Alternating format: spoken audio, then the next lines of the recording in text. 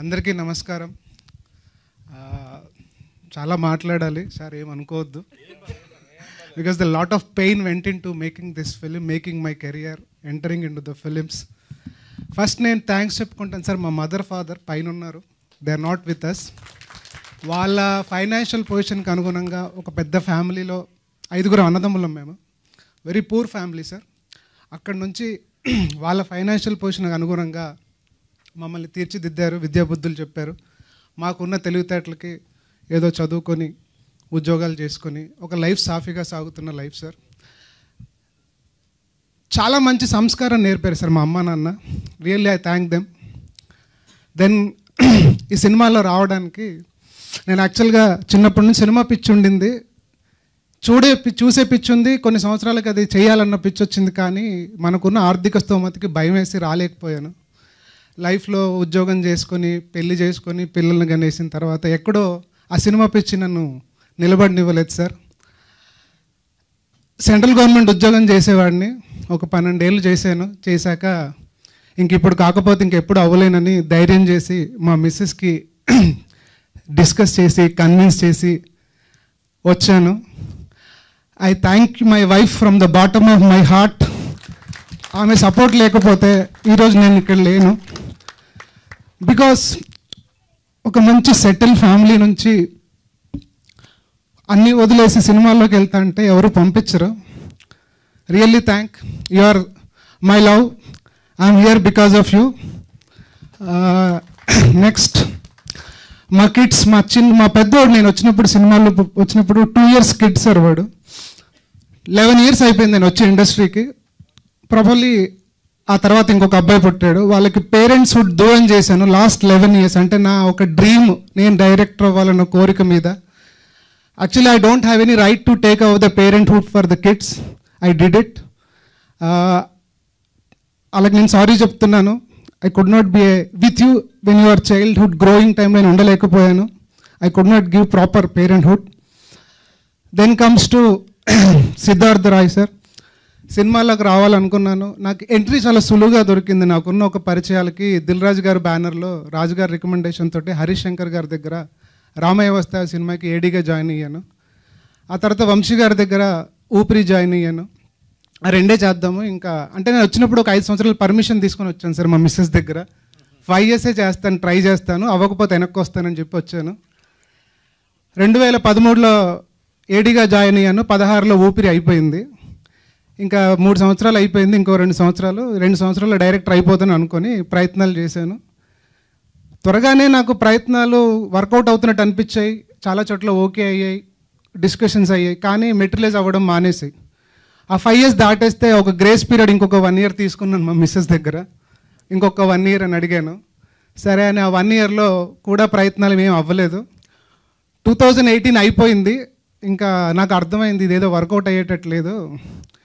ఇంకా సరే వెనక్కి వెళ్ళిపోదాం. నేను ఒకటి బాగా నమ్ముతాను సార్, మన కోరికలు మన డ్రీమ్స్ ఎంత ఇంపార్టెంటో పర్సనల్ లైఫ్ కూడా అంతే ఇంపార్టెంట్. నేను బలంగా నమ్ముతాను. ఇంకా పర్సనల్ లైఫ్ మిస్ అవ్వకూడదు అని చెప్పి నేను ఇండస్ట్రీ వదిలేసి హైదరాబాద్లో ఇల్లు ఖాళీ చేసి వెళ్ళిపోయాను సార్. నేను I went back to Vizag. సరే ఏదో ఒక పని చేసుకుందాం, ఏదో ఉద్యోగం చేసుకుందాం, బిజినెస్ చేసుకుందాం అని వెళ్ళిపోయాను. వెళ్ళిపోయిన తర్వాత ఈ సినిమా పిచ్చి ఎలాంటిదంటే మళ్ళీ ఊరికే ఉండనివ్వలేదు. ఈసారి అనుకున్నాను ఇంకా ఏ ప్రొడ్యూసర్లతో పని లేకుండా మనం సొంతంగా ఒక సినిమా తీసుకుందాం, మనమే డబ్బులు పెడదాం. 1 కోటి, 1.5 కోటిలో. సో ఒక కథ రాసుకుందాం. ఎలా రాసుకుందాం అంటే టీజర్ ట్రైలర్తో ఒక బజ్ క్రియేట్ అయ్యి సినిమా బిజినెస్ అవ్వాలి, రిలీజ్ అయిపోవాలి అని ఆ కసితోటి ఒక ఫ్రెండ్ ఫామ్ హౌస్లో కూర్చొని ఒక 3 నెలల్లో ఈ కథ రాశాను సార్. చాలా సులువుగా కథ అయిపోయింది. కథ ముందు ఇంత సులువుగా ఎందుకు అయిందంటే అలాంటి క్యారెక్టర్ నేను చూస్తున్నాను సార్. అతను ఎవరు అన్నది మీకు సినిమాలో తెలుస్తుంది. ఒక క్యారెక్టర్ని చూస్తున్నాను. సో ఇలాంటి క్యారెక్టర్ బేస్ మీద ఒక ఇంటెన్స్ స్టోరీ రాద్దామని రాశాను. కథ అయిపోయింది. ఆ కథ విన్న ఫ్రెండ్స్ అందరూ ఇది కొత్త వాళ్ళతో చేయాల్సింది కాదు, ప్రాపర్ హీరోలతో చేస్తే చాలా ప్రాపర్గా ఉంటుంది అని చెప్పంటే మళ్ళీ ఇండస్ట్రీలో మళ్ళీ ప్రయత్నాలు మొదలుపెట్టాను. హైదరాబాద్ వచ్చాను, రూమ్ తీసుకున్నాను, మళ్ళీ ప్రయత్నాలు మొదలుపెట్టాను. ఈ కథ సార్ దాదాపు ఇండస్ట్రీలో ఒక 100 మందికి చెప్పుంటాను, ప్రొడ్యూసర్స్, డైరెక్టర్స్ అండ్ హీరోస్. అందరికీ నచ్చుతూ ఉంది, కానీ అందరికీ భయాలు ఎక్కువ ఉన్నాయి. ఈ అంటే చాలా ఇంటెన్స్ కథ sir, intense character, regular character కాదు. కథ బాగుంది కానీ పొరపాటున పోతే తిట్టే వాళ్ళు ఎక్కువ ఉంటారు. మామూలు సినిమా పోతే ఒకడు తిడితే, ఇలాంటి సినిమా చేసి పోతే 10 మంది తిడతారు సార్. ఆ భయాలు వాళ్ళకు ఉన్నాయి. సో ఒక 2 ఇయర్స్లో అటు ఇటు తిరుగుతూ ఉన్నాం. మధ్యలో కోవిడ్ వచ్చింది. కోవిడ్లో 1 ఇయర్ పోయింది. ఒక ఇంపార్టెంట్ ఎమోషనల్ సిచ్యువేషన్ చెప్తాను సార్. ఇదేదో నేను మీడియా అటెన్షన్ గ్రాప్ చేసి సానుభూతి పొందుదామని చెప్తుంది కాదు, రియల్గా జరిగింది నా లైఫ్లో. ఈ ఓకే అయ్యి వెనక్కి ముందుకు వెళ్తుంటే కోవిడ్ సెకండ్ వేవ్ వచ్చింది. సీవియర్గా ఎఫెక్ట్ అయ్యాను. నాకు హాస్పిటల్ దొరకడానికి కష్టమైంది. సిలిండర్ ఆక్సిజన్ కూడా అందట్లేదు. ఫైనల్గా ఒక పెద్దవాళ్ళ సపోర్ట్ వల్ల ఒక హాస్పిటల్ దొరికింది. ఆక్సిజన్ బ్రీతింగ్ అవ్వట్లేదు, పల్స్ పడిపోతూ ఉంది. అక్కడ నాకు భయం వేసింది సార్, ఉంటానా పోతానా అని. అంటే I was literally seeing that end of my life అన్న ఫీలింగ్ వచ్చింది.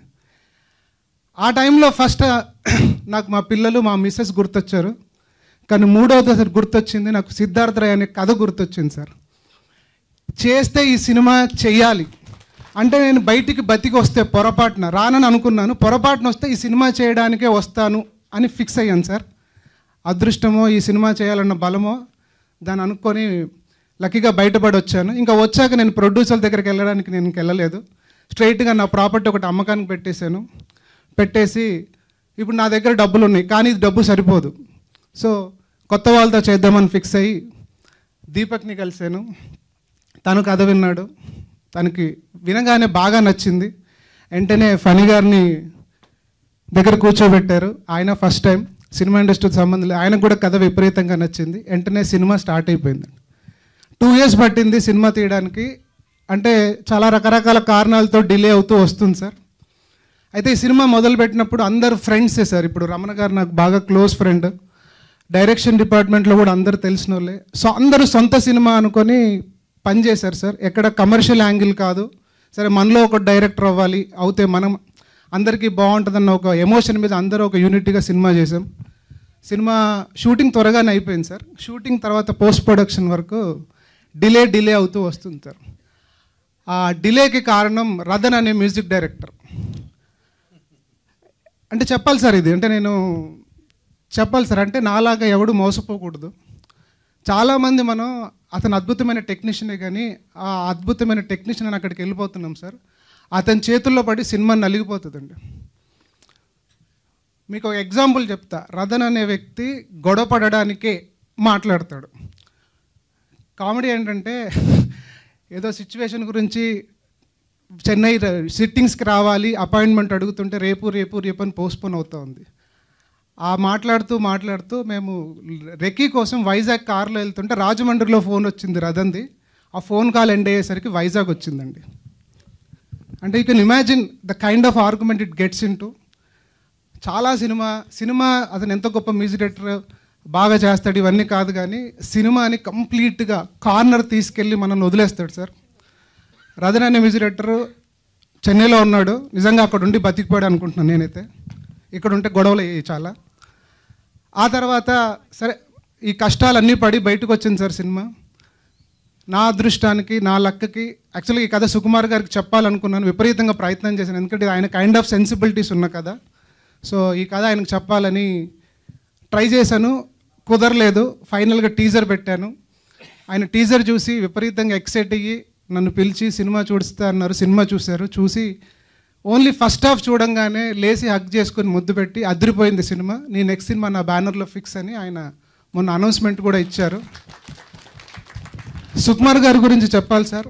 నేను నిజంగా ఆయనకు ఒక అనామకుడిని. నాకు ఆయనకు ఏ పరిచయం లేదు.